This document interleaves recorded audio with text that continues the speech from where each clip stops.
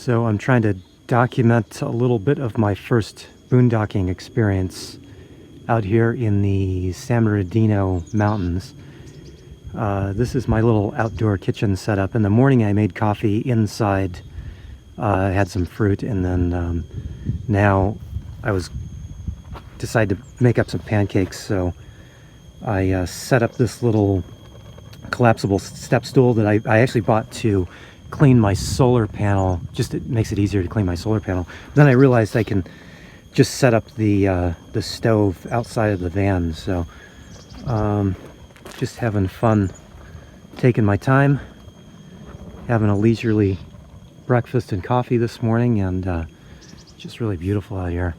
Although I did freeze a little bit last night, and I took a little video of how I set up my buddy heater. I'll probably stitch a few of those or a few of these videos together just so I have something to remember the trip by in case I forget.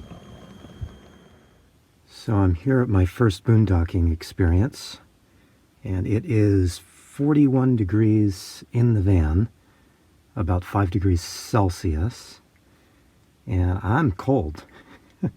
I am really cold, so I broke out the buddy heater. And obviously with no space in here really for the buddy heater, I have it propped up on a little collapsible step stool over there. And it seems to be working out all right. I've got my vent, max air vent, slightly open, and I have my floor vent that's down under me here open. So I've got a little bit of cool air coming in, but I think it's probably the safest way to run the buddy heater, because even though they don't use a whole lot of they don't burn a whole lot of oxygen, they do burn a little bit. So so I've got a little bit of cold air kind of rushing in from the bottom of the van and going out the top, and I lose a little bit of heat out the vent up here, but I think it's probably the safest way to go. So, and it's getting, I've only had it on about 2-3 minutes now, and it's already comfortable in here. Not warm, but comfortable. So anyway, I am glad I have the buddy heater. I am really. So this is where I boondocked for the first time last night. These are, as you can see, called yellow post campsites. So they are U.S. forest land. They kind of are run a little bit like BLM land, as you can see there. You can stay for free for 14 days, up to 8 people. And there are some fire restrictions here. Basically, we're in kind of non-stop fire season here in Southern California. So I did notice the people that were staying at this campsite last night did have a campfire, which I thought the website said right now we're not supposed to do, but apparently maybe I read that wrong.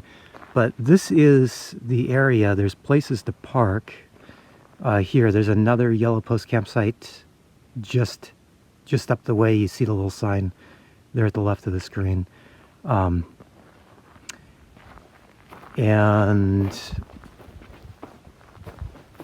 up the hill here, these are pretty primitive campsites. Obviously, you got to pack everything in, pack everything out. No toilets, no water, but they do provide a little picnic table here, and then a little fire ring here.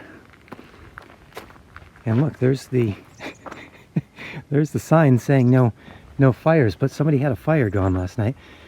But they're kind of a pretty little spot here. There's all these rocks and all these fantastic trees. Pretty nice out today, although it's still a little bit chilly. Sun's finally out, so it's finally getting warmed up a bit. But there's quite a few of these little yellow post sites kind of dotted all along this little this little access road up this little mountain. And if you're in the Los Angeles area, this is really close to you, up in the San Bernardino Mountains. This is right near Children's Forest, so if you wanted to look it up. But really cool spot. I didn't stay in in one of these yellow post campsites. I figured I would leave those for people that wanted to camp in tents. So I just parked along the side of the road in a little turnoff area, which is, according to the website, is perfectly fine and legal to do. So that's what I did. So I didn't take up a campsite for somebody else that might need it. But glad I found this place. It's just really beautiful up here. And while it was chilly, it was really fun being up here. So I thought I would mention something that might be kind of common knowledge to people, but I just thought it'd be worth mentioning since I'm doing some filming today and I've got the camera out. I've got my little stove here. This is a little upgrade. I used to use a butane stove. I switched to this propane stove. I do think it's safer to use in the van, especially in a hot climate like I'm normally in. Although, as you can tell, it's quite chilly out, and so I've got my jacket and my sweater on underneath. If you are cooking in your van, like I am here, this is kind of set up permanently, so to speak. I can move it outside if I want to cook outside. I moved it back in because the wind outside was kind of affecting the flame. But if you're cooking and you're in your van and you're wearing a sweater, especially one like this, it's kind of a good idea just to keep in mind where your arms are, and you might want to just keep it zipped up so you don't have it kind of flopping around the sweater, because it's very easy to catch your sweater on fire and not realize it. They insulate.